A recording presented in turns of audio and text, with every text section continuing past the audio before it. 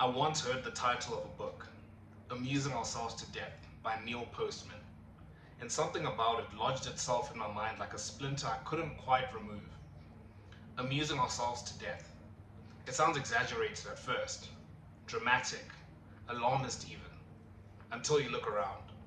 It's a well-known fact that we're the most phone-addicted generation in history, and the trajectory is obvious. It is not stabilizing, it's accelerating.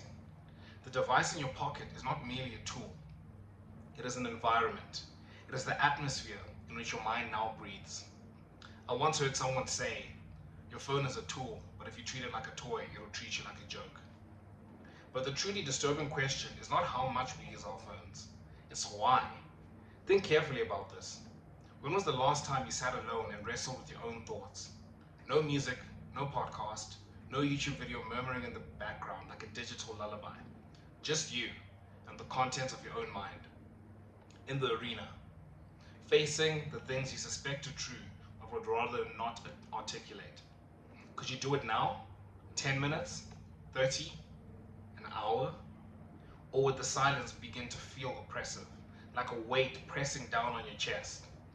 Because if you cannot sit alone with your thoughts, then something else is sitting there in your place. And in a world where we cannot go to the bathroom without our phones, where we cannot eat a meal without a screen glowing in front of us, we ought to ask what this is doing to us. But of course, we usually don't. And that in itself is part of the problem. The human brain is exquisitely tuned to conserve effort. It is a master economist of energy. It constantly seeks the path of least resistance. Why endure the discipline of the gym when you can catch a video or watch a video about discipline and feel, momentarily, like a disciplined man? Why risk rejection by going out and building a real relationship when an artificial substitute is available on demand? Why confront the chaos of your own inadequacy when distraction is always within reach? You might object. Surely watching gym videos isn't the same as going to the gym. And consciously, you know that's true. But your behavior is not governed primarily by reason. It is governed by what moves you, by what is immediately rewarding, by what soothes anxiety and postpones confrontation with reality. That is why one evening you can be filled with a burning determination to change your life, and the very next morning you press snooze. Not just on the alarm, on your future, on the man you could become. Because aspirations require energy. Real change demands activation energy, psychological ignition, the difficult first step into voluntary responsibility. And what distraction does, what endless consumption does, is quietly drain that energy away. Not dramatically, not catastrophically, but steadily. Instead of confronting the uncomfortable truth that you're not where you want to be, you construct an alternate reality, a curated theater of achievement where other people live the lives you wish were yours. You watch them succeed, you watch them train, you watch them build, you watch them love. And for a moment, a brief and fragile moment, it almost feels as though you did something yourself. But you didn't. You only watched. And so nothing changes. This is not merely entertainment. It is a coping mechanism, a psychological anesthetic, a way of dulling the sharp edge of reality. And until you become conscious of that mechanism, you remain under its control. Because what you refuse to confront does not disappear. It waits, patiently, quietly, beneath the noise, which leads to a final and unsettling possibility. The answers you're looking for, the direction you need, the man you could become, may all be waiting for you in the very place you least want to go. The silence you keep avoiding. I think that is so good. I think when I started getting becoming awake to this fact was, I think either last year or the year before, I was listening to something from Chris Williamson, and he was speaking about how the answers you're looking for are in the silence you keep avoiding. And I started reading a lot more, I say reading, I started watching videos about people who read. I started just learning a lot more about, the psychology behind why we doom scroll. And man, like it really got me, because I was like, geez, this isn't just like, our behaviors are not just, we don't just do things for the sake of doing them. Like our brains are, they're machines, right? They're mechanisms that know.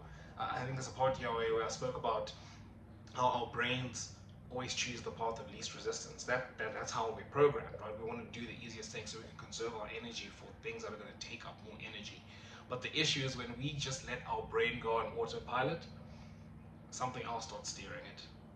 And for our generation, the more time we spend online, the more online things are steering our brain, which is steering our lives. And it's not just, oh, I need 15 or 30 minutes or an hour or 2 hours, because it's never just 10 minutes, right? It's always hours that you didn't plan on spending, that you do spend doom scrolling or on YouTube or whatever it is. It's not just that. It's not just passing time. That is what is commanding your brain. I always think of autopilot as like a ship that is, I know it's funny because autopilot is usually, a plane that's flying, right? But I always think of like a ship that is traveling across the ocean and trying to get somewhere.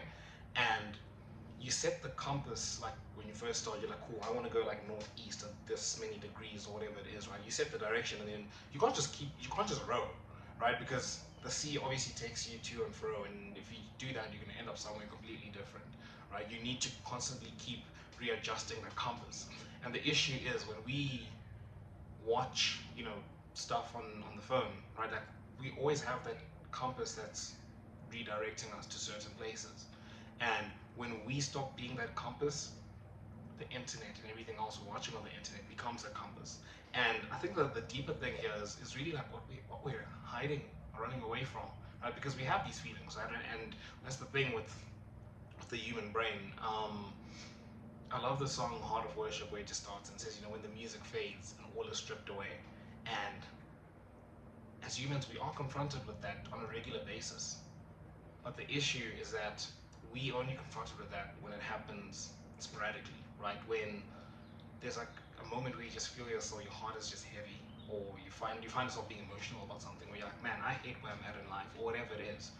But the issue comes when we just let that happen for like 5 minutes, and then we watch some YouTube videos, we drown ourselves in food or whatever it is, because we all have coping mechanisms, right?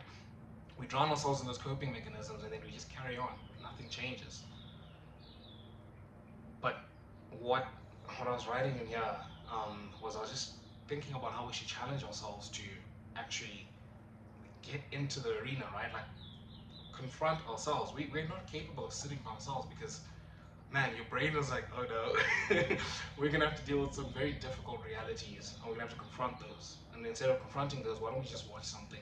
And I've been thinking about this a lot because it's one thing to be aware of it, which I think is a big step, right? I think just looking around, I work in a high stress environment, and we all deal with things, right? Like life is hard, and you start to realize like everyone has coping mechanisms, right? There's some people who smoke, people who like, I don't know, drink a lot of coffee, people who eat, right? That's a big thing. I started just observing. I'm like, oh, this is people's coping mechanisms, right? And I started observing my own, where I'm like, I know what they are.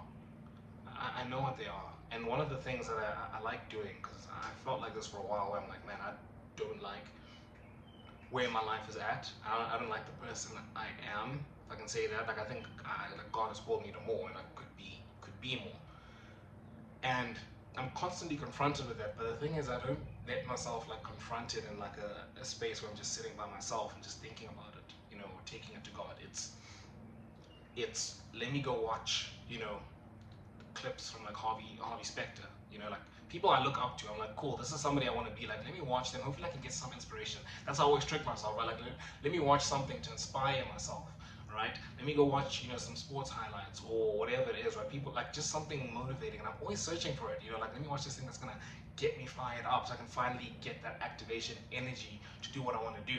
But what I don't realize when I do that is that I'm not trying to find the perfect motivational video to motivate me to actually like I guess transcend out of the situation I'm in, right? Because if I wanted to do that, I would sit down and just be with my thoughts. I would spend an hour every day just sitting thinking, confronting myself. No music, no podcast, nothing. I would spend time doing that. But what I'm doing is I'm taking the path of least resistance. I'm watching something that's going to make me feel motivated enough that I believe things can get better, or rather not even that. I think the big thing for me is that I actually get to escape. I get to imagine myself, because I find myself, and it's so embarrassing, I find myself doing it and I'm like, oh gosh. I'll watch like a video or whatever it is, and I'll start like, it's called maladaptive daydreaming. I found out about it like last year. That's what it's called. But I just start daydreaming about being in like a different situation. You know those things people always talk about where they're like, oh, when you lose an argument, but then you imagine yourself winning that argument in the shower. So I do that for myself, but I do it in terms of like, I just imagine myself in situations where I am being, as cool as Harvey Specter, or playing on the football field or whatever it is, and just scoring like a great goal, right? Like I just take myself out of the situation I'm in, and I imagine myself living the life I wish I could live. And again, that's just escapism, and it's not where I'm going to find the answers I'm looking for. The answers I'm looking for are in the silence I'm avoiding, and that's tough. And I think that the other tough part as well is that the feeling is never going to be. It's never going to be like you sit for an hour and you're like, cool, my life is changing. It's always going to be, oh, I sit for an hour and man, that was hard. I felt like I couldn't focus at all, and nothing has changed. Things are still the same, and you do this in the next day, and then the next day, and the next day. It doesn't change, right? Because that's what happens with real change. That's what happens with things worth doing. They take time. They really take time, and it's never just shooting up. It's always long periods of time where it feels like nothing is changing until something does change. And yeah, that's just something I found interesting to speak about. I think about it a lot. I really do. Um, but yeah, I'd love to get your guys' thoughts in the comments. Make sure you hit subscribe to join the Brotherhood. And until next time, I'll see you guys.